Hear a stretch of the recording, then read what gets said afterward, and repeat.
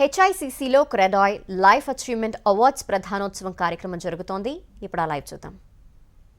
బిల్డింగ్స్లో basically ఒక application form ఇస్తే దాని బేసిస్లో ఒక ప్రొసీడింగ్ జనరేట్ అవుతుంది.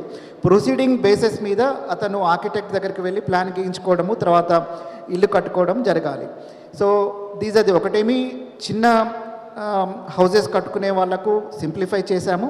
అట్ ది సేమ్ టైం మనకు బిల్డర్స్ ఎవరైతే ఉన్నారో పెద్ద హౌజెస్ కన్స్ట్రక్షన్ చేసే వాటికి సింగిల్ విండో అప్లికేషన్ కింద ఆల్ డిపార్ట్మెంట్స్ను మనము we have come under single window.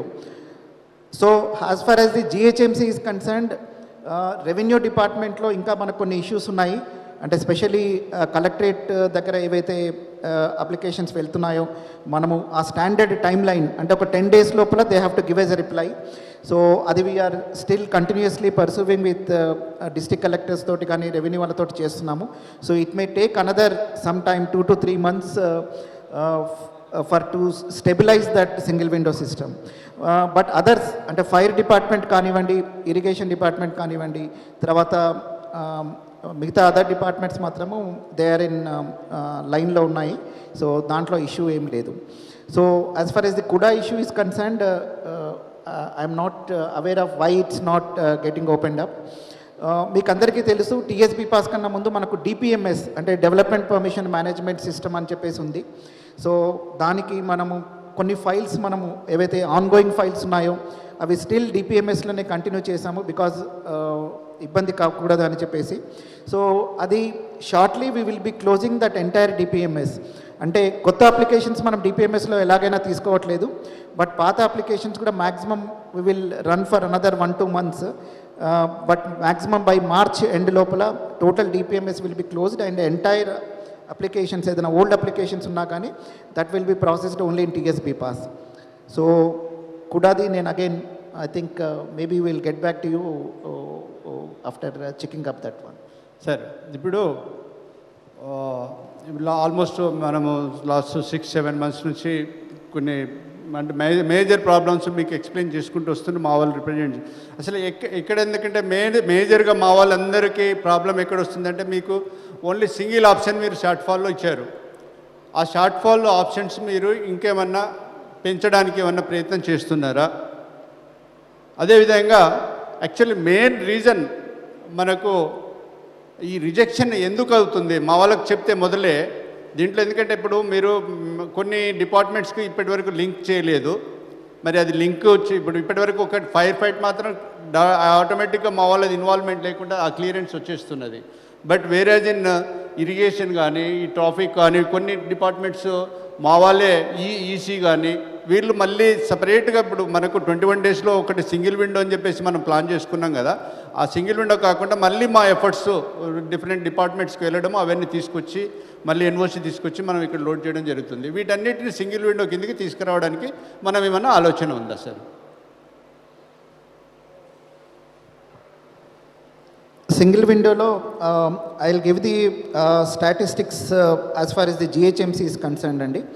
So ఇప్పటి వరకు మనము 4,819 ప్రపోజల్స్ మొత్తం క్లియర్ చేశాము. సో డిస్పోజల్ స్టాటస్ ఆల్మోస్ట్ 74% ఉంది. సో సింగిల్ విండోకి వచ్చే వరకు మనకు 2,000 అప్లికేషన్స్ మనం ఇంతవరకు క్లియర్ చేస్తే దాంట్లో 1,056 అంటే almost 55% of the applications we have cleared it after single short fall. అంటే ఒక షార్ట్ ఫాల్ అయిన తర్వాత మనం క్లియర్ చేసాము. ఆల్మోస్ట్ 800 to 850 ప్రపోజల్స్ అంటే 45% of the proposals have been cleared without any shortfall. But what we are expecting is that any shortfall లేకుండా ఆ permissions clear కావాలనేది మా ఒక్క ఉద్దేశము. Almost we should reach that 45% should reach to somewhere around 75 to 80%. So అది reach కావాలి అంటే basically మీ side నుంచి చాలా కోఆపరేషన్ అవసరం ఉంటుంది. So shortfalls, why the shortfalls are being raised. So మీకు అందరికీ తెలిసి ఇప్పుడు DCR పోర్టల్ వచ్చింది. సో DCR పోర్టల్లో once the drawing is cleared, so 90% you will not have any objections in the drawing part. So one set of objections is now already removed it. So next మీకు ఎక్కడ షార్ట్ ఫాల్ వస్తుందంటే basically the site కండిషన్స్లో. అంటే మీరు road width కానీ సరిగా మెన్షన్ చేయకపోవడము, లేకపోతే ప్లాట్ డైమెన్షన్స్ సరిగా మెజర్ చేయకపోవడము. సో అలాంటివి స్పెసిఫికల్గా సైట్ ఇష్యూస్ ఆన్ సైట్ ఏవైతే మీరు సైట్కు తర్వాత డ్రాయింగ్కు తేడా ఉండడం. So that was one of the major objection which we have received, అంటే షార్ట్ ఫాల్స్లో. Then second shortfall which is about the title aspects. అంటే సమ్ టైమ్స్ ఏమవుతుంది, that will be shown as a ULC surplus land కింద ఉండడము, revenue కింద ఉండడం జరుగుతుంది. మీ దగ్గర క్లియరెన్సెస్ ఉన్నా కానీ ఒక్కొక్కసారి మీరు అటాచ్ చేయకపోవడము, అంటే insufficient documentation. So insufficient documentation is the second reason. అంటే sometimes builders will give it to the architects, but architects upload చేసేటప్పుడు అప్లోడ్ చేయకపోవడం అలాంటివి కూడా జరిగాయి. Then third issue, another major one is about the master plan. So most of the master plans are visible, అంటే మనకు HMDA వెబ్సైట్లో ఉన్నాయి. So దాని ప్రకారం చూసుకొని మీరు you can also observe whether any road is getting affected or land use is getting affected, all those things. So I think yesterday when we were discussing with Murali Krishna Reddy garu and Ramchandra Reddy garu when they came, so manaku proposal వచ్చిన తర్వాత మనం scrutiny చేయడానికి మేము ఒక check list తయారు చేసాం. అంటే basically ఒక 7-8 items. So what I'm trying to propose, అంటే I don't know whether it is you have to tell us whether it will workable or not. So the checklist we will give it to you as a part of application. Maybe you have to fill that checklist. So while filling the checklist only you will know, okay, this is the shortfall. Because whatever we are raising the shortfall is basing on the checklist which we have given it. So that is one method of reducing the shortfall, so that it will be a self scrutiny from your side only before you actually make an application.